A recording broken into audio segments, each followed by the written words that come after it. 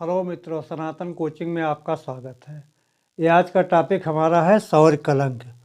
सौर कलंक क्या होता है, क्यों बनता है, इसका प्रभाव क्या पड़ता है, सूर्य पर क्या प्रभाव पड़ता है, पृथ्वी पर क्या प्रभाव पड़ता है, यहाँ तक कि हमारे पूरे ब्रह्मांड पर, सौरमंडल पर क्या प्रभाव पड़ता है, इसका हम लोग आज अध्ययन करेंगे। तो सौर कलंक से, जैसा कि नाम से ये पता है कि ये सूर्य से संबंधित है। तो सबसे पहले आइए हम लोग जान लेते हैं कि सूर्य की संरचना कैसी है। ब्रह्मांड की उत्पत्ति में हमने पढ़ा था कि सूर्य की उत्पत्ति जो है महाविस्फोट सिद्धांत के द्वारा हुई है। हाइड्रोजन के परमाणु मिलने लगे, हाइड्रोजन के अणु मिलने लगे और उनसे संलयन की क्रिया होने लगी और सूर्य से तापमान निकलने लगा। वो तापमान पूरे सौरमंडल में जाता है। तो आइए पहले इस पूरे सूर्य की हम लोग संरचना जानने की कोशिश करते हैं। पूरे सूर्य की जो है 6 पेटियां हैं। इन 6 परतों में इसको डिवाइड किया गया है। तो आइए सबसे पहले देखते हैं। सबसे पहले बीच का है हमारा सूर्य कोर, इसको कहते हैं। और कोर में जो है संलयन की क्रिया होती है। संलयन की क्रिया क्या होती है, यहाँ देखिए, हाइड्रोजन के एक एक परमाणु में रखकर क्या बना देते हैं, हीलियम। और इनसे जो ऊर्जा निकलती, अपार ऊर्जा निकलती है, इसी को कहते हैं संलयन की क्रिया। इंग्लिश में कहेंगे फिशन, ठीक, इंग्लिश में। तो ये संलयन की क्रिया होती है और संलयन की क्रिया होने से सूर्य के जो कोर है, यहाँ का टेम्परेचर होता है 15 मिलियन डिग्री सेल्सियस। अब आप कल्पना कर सकते हैं कि यहाँ पर जब टेम्परेचर 45 और 46 के आसपास हो जाता है तो कितनी गर्मी पड़ती है, और जहाँ का टेम्परेचर 15 मिलियन डिग्री सेल्सियस है वहाँ पर क्या स्थिति होती होगी, ठीक। तो ये सूर्य में क्या हो रही है, संलयन क्रिया। अब आपसे कोई पूछे संलयन की क्रिया क्या है, तो सीधा सा जवाब दे दीजिए कि इसमें 2 परमाणु के नाभिक या 2 परमाणु हाइड्रोजन के अणु मिलते हैं और इनसे ऊर्जा निकलती है, जिसको कहते हैं संलयन की क्रिया। और ये दोनों मिलकर हीलियम बनाते हैं। अब सवाल ये उठता है, जो हमारा परमाणु बम बना हुआ, ये जो हमारे रिएक्टर हैं, परमाणु रिएक्टर हैं, इनमें क्या उनसी क्रिया होती है। तो इनमें मित्रों होती है परमाणु विखंडन। परमाणु विखंडन में ये होता है कि ये कोई नाभिक है और ये नाभिक 2 समान आकारों में टूट गया, तो इससे हमको ऊर्जा मिलती है। और इसमें क्या होता है, संलयन में क्या होता है, 2 परमाणु मिल जाते हैं, यानी हाइड्रोजन मिल जाता है। तो जो हमारा ये जो परमाणु बम बने हैं पहले वाले, वो परमाणु विखंडन पर आधारित है, लेकिन जो हाइड्रोजन बम बना है वो हमारा आधारित है संलयन पर। और जो जापान पर परमाणु बम गिराया गया था, जैसे कि आपको डेट पता होगा कि 6 अगस्त को गिराया था हिरोशिमा पर 1945, और 9 अगस्त को गिराया गया था नागासाकी पर 9 अगस्त 1945 और 6 अगस्त 1945। 9 से नागासाकी आप याद कर लीजिए और बाकी बचा 1, तो 6 अगस्त 1945 को गिरा था। वो हमारे कौन थे, परमाणु विखंडन पर आधारित थे, जिनसे अपार धन जन की हानि हुई थी। आज भी उनके असर देखे जा सकते हैं। और जो हमारा परमाणु रिएक्टर है वो इस पर आधारित, परमाणु विखंडन पर आधारित है। और भारत में इस समय 22 परमाणु रिएक्टर हैं और आपके उत्तर प्रदेश में नरौरा, जो कि बुलंदशहर में पड़ता है, वहाँ पर परमाणु रिएक्टर है, ठीक। तो हमने संलयन की क्रिया देखा, परमाणु विखंडन की क्रिया देखा। अब आइए इसका एक देखते हैं रेडिएशन जोन। एक इसी ऊपर कोर के बाद होता है रेडिएशन जोन। रेडिएशन जोन के बारे में कोई ज़्यादा बहुत आपको जानने की ज़रूरत नहीं है। इसके बाद होता है संवहन मंडल। ये संवहन जोन है, संवहन क्षेत्र है, संवहन मंडल है। उसके बाद जो सबसे इम्पॉर्टेंट है, जो आपको जानना है, जहाँ सन स्पॉट बनता है या सौर कलंक बनता है, उसको कहते हैं फोटोस्फीयर। अब फोटोस्फीयर में क्या होता है, यही हमारा सौर कलंक बनता है, यही हमारा सन स्पॉट बनता है। तो पहले इसका पेटी जान लेते हैं, क्षेत्र जोन जान लेते हैं, तब आते हैं उसमें। उसके बाद एक होता है हमारा क्रोमोस्फीयर। ये देखिए क्रोमोस्फीयर मैंने डॉट डॉट करके बनाया है। इसके बाद होता है कोरोना। कोरोना आपको कब दिखाई देता है, जब सूर्य ग्रहण होता है, ठीक। तो ये 6 पेटी आपकी हो गई। अब आइए हम लोग यहाँ फोटोस्फीयर के बारे में जानते हैं। फोटोस्फीयर ये है, फोटोस्फीयर का टेम्परेचर कितना होता है, 6000 डिग्री सेल्सियस। ये 6000 है, 6000 डिग्री सेल्सियस होता है।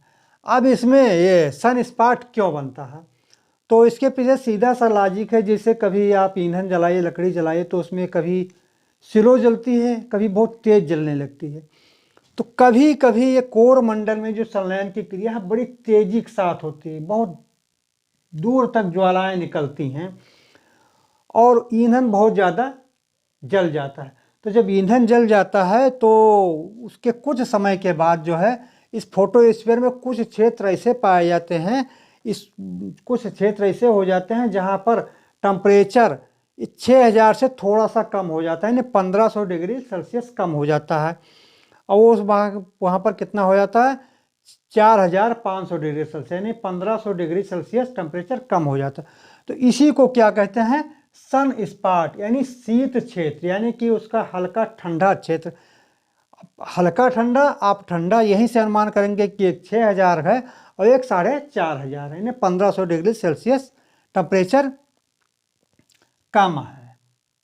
तो इसी को कहते हैं सन स्पॉट, यानी सौर कलंक। सूर्य में एक धब्बा बन जाता है, और ये धब्बा नहीं बनता, बस ये है कि 6000 की तुलना में यहाँ पर थोड़ा सा शीतल रहता है।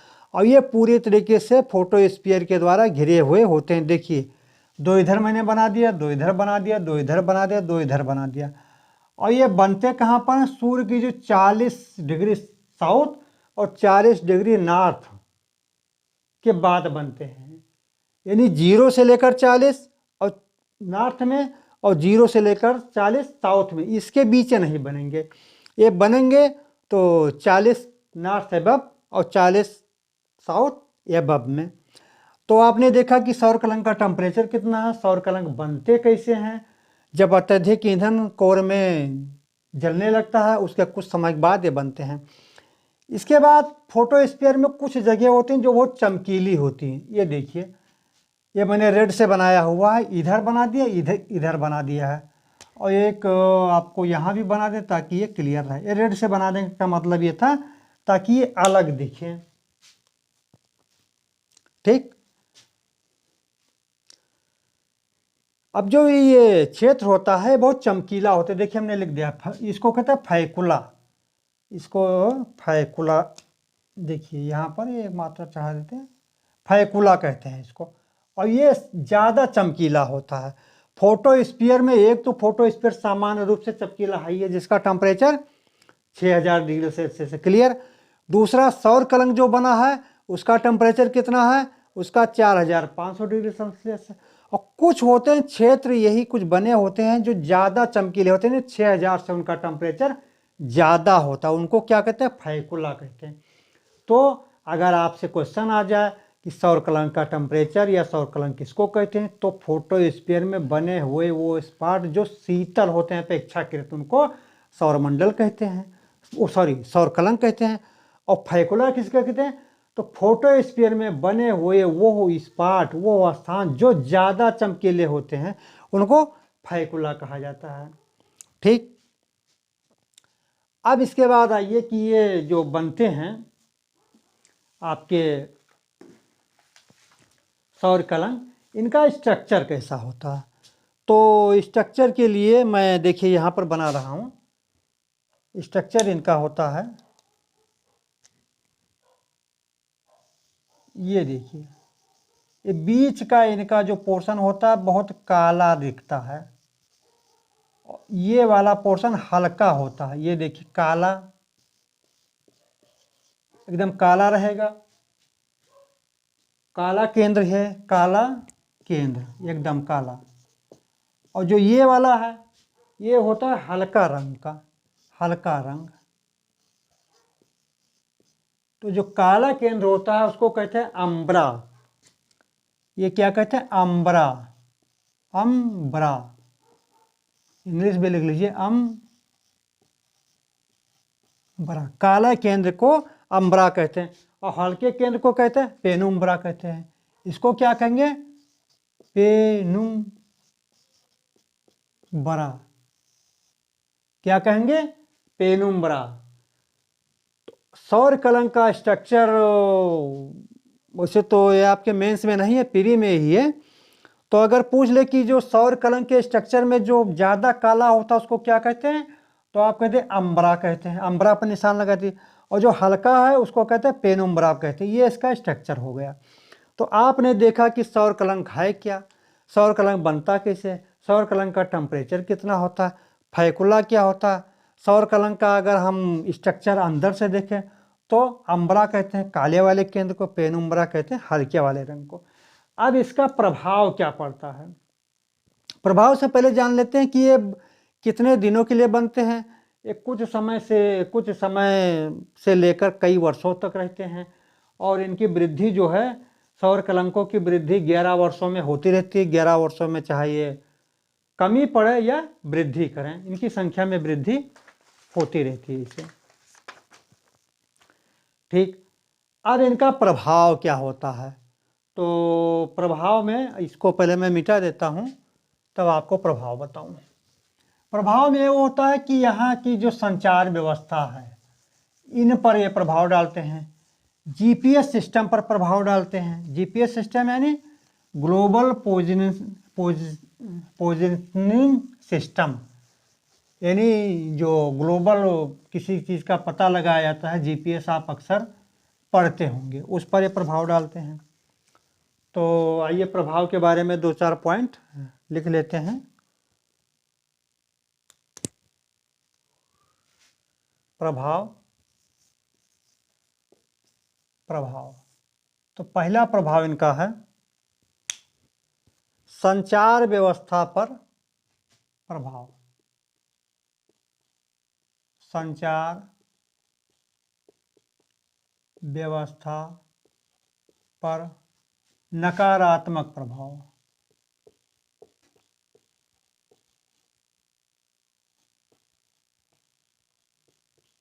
संचार व्यवस्था पर नकारात्मक प्रभाव। दूसरा क्या है, दूसरा सोलर फ्लेयर्स के कारण रेडियो संचार बाधित होता। सोलर ज्वाला के कारण रेडियो संचार बाधित। रेडियो संचार बाधित हो जाता है। अगला प्रभाव क्या है, ऊर्जा ग्रिड तथा उपग्रह आदि संचार प्रणाली पूरी तरीके से ध्वस्त हो जाती है। ऊर्जा ग्रिड पर प्रभाव। ऊर्जा ग्रिड पर प्रभाव नकारात्मक, देखिए निगेटिव मैंने लिख लिया। उपग्रह संचार पर प्रभाव। उपग्रह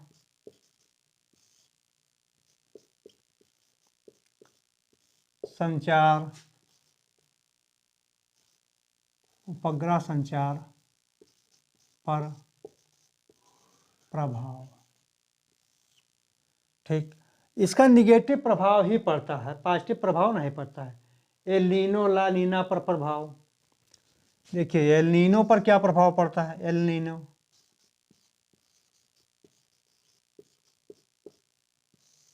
एल नीनो तथा ला नीना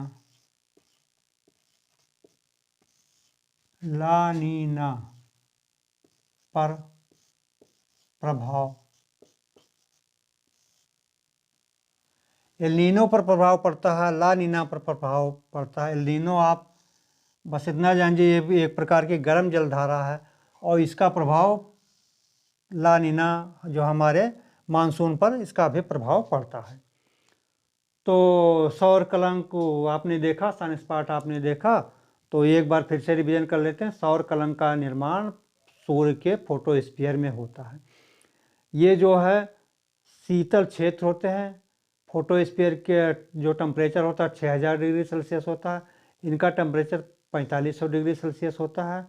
और इनके जो बनने का कारण है वो कोर में ज़्यादा ईंधन के जलने से होता है और इनका प्रभाव संचार व्यवस्था पर ये बाधित करते हैं और इनकी संख्या समयानुसार बनती और कम होती रहती है, मीन्स वृद्धि होती रहती है, कम होती रहती है।